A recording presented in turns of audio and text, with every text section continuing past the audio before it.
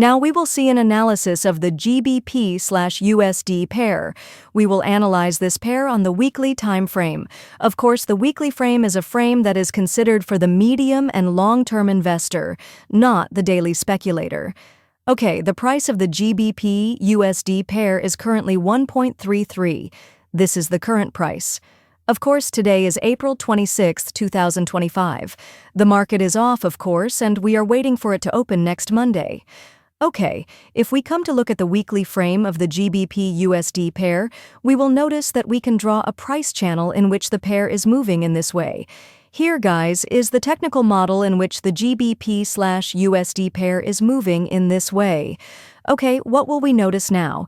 The upper limit, as you see, is a resistance, and therefore anyone who buys will take this upper limit as a target for the pair. Okay, if you want to sell, do not sell in the current places because now you have resistance above that has not yet arrived here in this form at the 1.3450 levels, specifically 1.3450. It has not yet.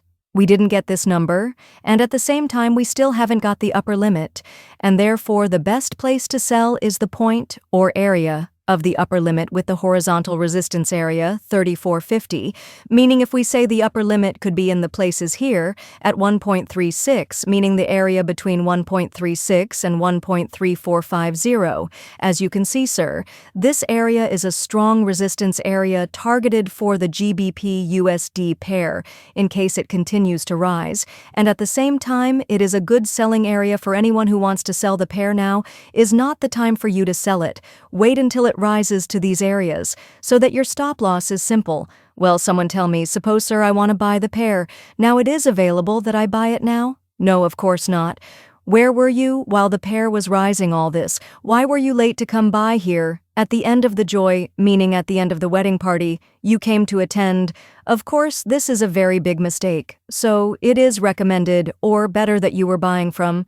Okay, so now your buying decision is not correct, but the selling decision is correct. But at the areas we mentioned, let's assume it is a decline before reaching the areas above these, for example. But if someone, for example, is a buyer and holds on, he holds on to the pair and holds on to reach these targets.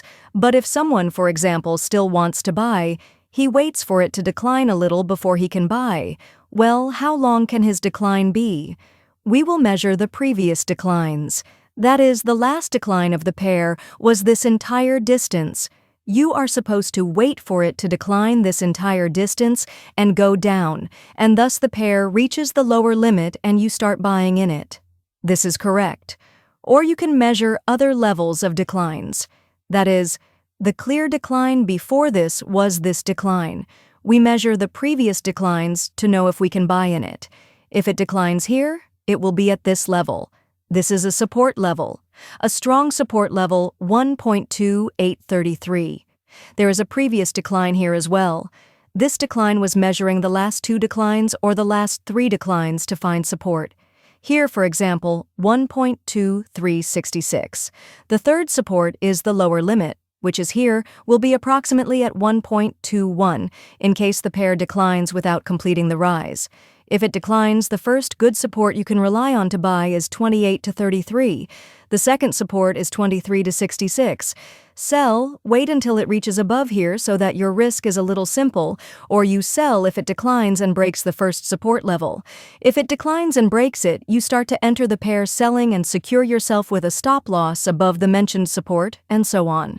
The work of supports and resistances is very normal. This is an analysis of the pound pair against the US dollar as a medium and long-term strategic analysis, not a daily instant analysis.